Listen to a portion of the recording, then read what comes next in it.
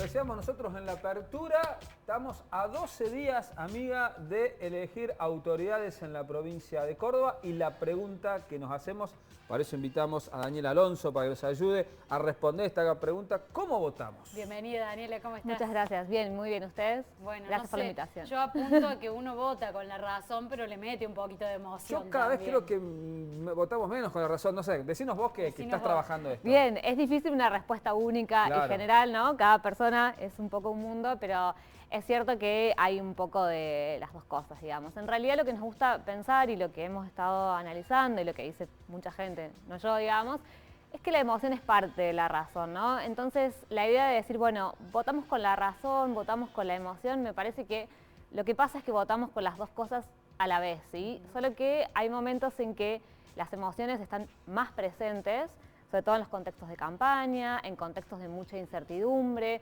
donde no hay una claridad sobre cómo van a salir esas elecciones, y en esos contextos la emoción empieza a jugar un rol como un poco más importante, ¿no? De hecho, si ustedes ven las campañas de políticos y políticas alrededor del mundo... Eso te iba a decir, o sea, muchas veces decimos dónde están las propuestas o cuáles son las propuestas y empezamos a buscar y por ahí las campañas están basadas en otra cosa. Exactamente, muchas veces vemos que nos están tratando de emocionarnos, ¿sí? Están tratando Sí. de generarnos algo, a veces positivo, a veces nos quieren generar bronca y a veces la bronca aparece como un motor para la toma de decisiones. No suele ser el consejero más sabio, ¿no? La bronca, en general lo que se ve que en los contextos que por ahí son poco familiares y donde la gente siente como un poco de ansiedad ante la toma de decisión, sí aparece una mayor búsqueda de información, sí, una mayor necesidad de comprender el contexto, de tomar una decisión más informada, pero por ahí cuando las que predominan son las emociones o fuertemente positivas o fuertemente negativas, ahí se nos complica un poco más esta cuestión de, bueno, analicemos propuestas, tomémonos el tiempo, digamos. Daniela, y en las elecciones, por ejemplo, de este tipo, las provinciales y las que elegimos gobernador, ¿es distinto lo que ponemos en juego, digo, desde emoción, razón y hasta ideología, a lo que nos pasa cuando elegimos presidente? Es posible que sí, por una cuestión más que nada de nuestra cultura política, ¿no? De repente toda la comunicación es muy centralizada en la capital de nuestro país.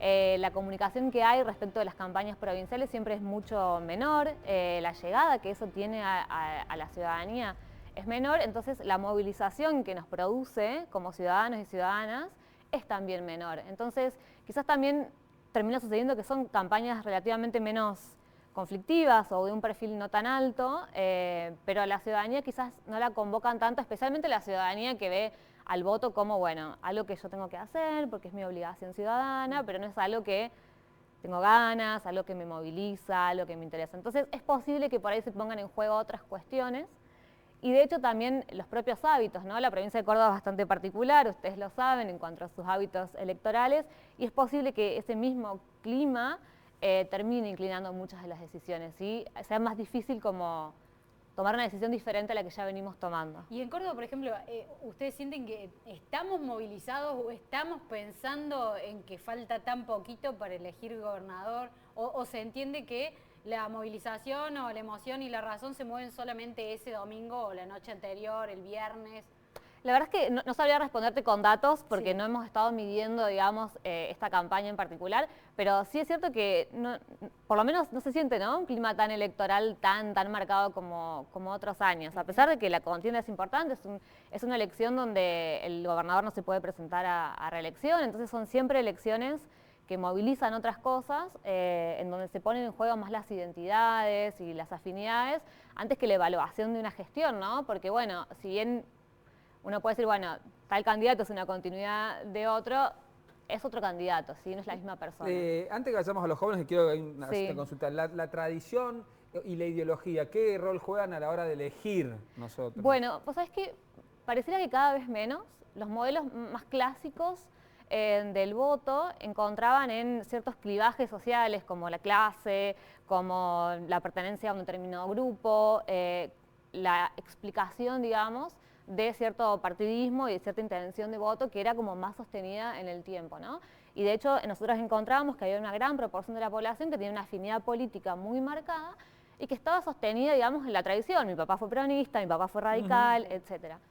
En los jóvenes eso se ve cada vez menos, ¿sí? Hay una mayor fluctuación, una mayor volatilidad, y la identificación es quizás más cercanamente asociada a la coyuntura y a las figuras políticas que aparecen como muy dominantes en un momento, y quizás se está perdiendo un poco esos clivajes tan tradicionales de lo partidario, sobre todo. ¿Y han podido hablar o entender un poquito qué opinan los jóvenes?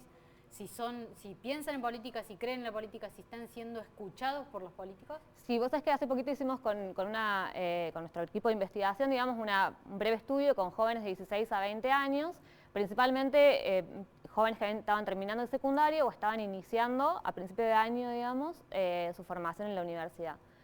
Y hemos encontrado que, si bien todavía se sostiene cierto interés por la política, hay muy bajo conocimiento en general, tanto en lo que refiere a lo cívico, ¿no? A los derechos cívicos, a la conformación del Estado, etcétera, como a lo político, a las figuras políticas, quién es el gobernador o gobernadora de su provincia, etcétera.